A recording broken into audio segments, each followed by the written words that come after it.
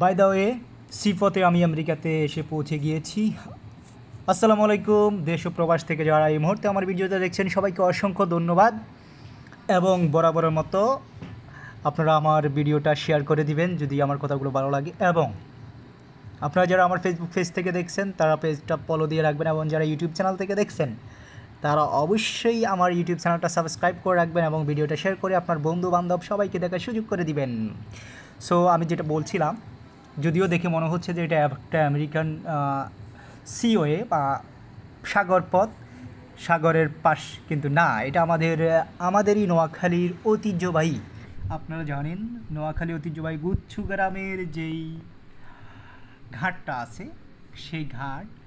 আর সবচেয়ে মজার ব্যাপার হচ্ছে আমাদের এরকম আরেকটা ঘাট আছে, সেটা হচ্ছে চেয়ারম্যান ঘাট বলা হয়, যেটা হাতিয়া থেকে নোয়াখালী মাইজদি ছৌমনির পথকে সুগঠন করেছে।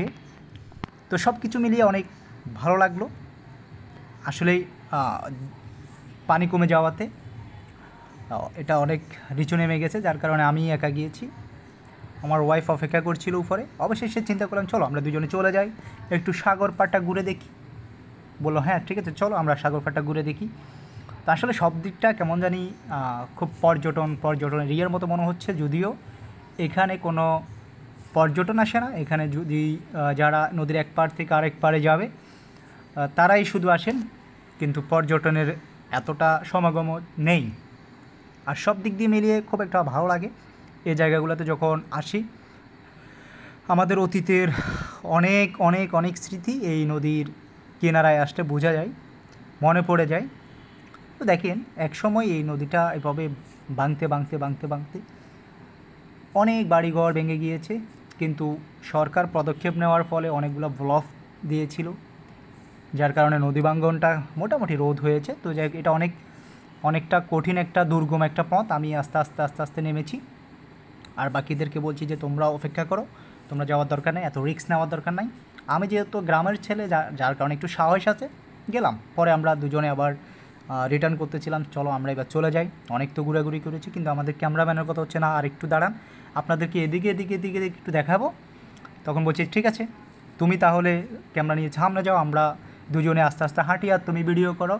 আমরা আমাদের দুজনে মনের মতো করে হাঁটতেছি আর গল্প করতেছি, ক্যামেরাম্যান আমাদেরকে ক্যাপচার করতেছে, কিন্তু তার কথা হচ্ছে আপনার এখানে সুন্দর করে দাঁড়ান, আমি একটা ছবি তুলি। আমি বলছি ছবি তোলার দরকার নেই, চলো আমরা একটু হাঁটি। ছবি তো অনেক তুলেছি, আজকে একটু সাগরের দৃশ্যটা বা নদীর দৃশ্যটা একটু উপভোগ করি। তখন বললো যে চলেন আপনাদেরকে একটু পূর্ব দিকে নিয়ে যাই। তো পূর্ব দিকে বলতে আসলে গুচ্ছগ্রাম থেকে পেনি ছোট নদীর যেদিকে এরিয়া, ওই দিকেই এটা মোটামুটি খুব পুরাটাই ফাঁকা করে ফেলছে। পাশে অনেক ব্লক দিয়েছে, পাশে পুরাটা নদীর পাড়টা পাকা করে, অর্থাৎ ঢালুটা পাকা করার কারণে খুব সুন্দর লাগছে। এই যে বাড়িঘর নদীর কিনারায় সুন্দর বাড়িঘর তৈরি হয়েছে। এই যে মাঝখানে একটা, এটা কি আপনারা বলুন তো, এটা তো আমি আসলে বুঝতেছি না। আপনারা যারা ছিলেন বা যারা এর আগে দেখেছেন তারা অবশ্যই কমেন্টস করে জানাবেন। তবে আমার যতটুকু ধারণা হয়, এটা মনে হয় যে জাহাজ নামে বা মানুষ উঠে নামা করে যে ওরকম একটা স্পেস হবে। তো যাই হোক, আমরা একটু সামনের দিকে আগাচ্ছি। হঠাৎ যাওয়ার পথে দেখলাম যে কী সুন্দর একটা গিরার ভিতরে হাঁস নিজের মন মতো চড়তেছে। যাই হোক, সব কিছু মিলিয়ে খুব সুন্দর লাগলো। সবাই ভালো থাকবেন, সুস্থ থাকবেন এবং আমাদের জন্য দোয়া করবেন। পরবর্তীতে চলে আসবো আমরা একটা নতুন ভিডিও নিয়ে। খোদা হাফেজ, টাটা, বাই বাই।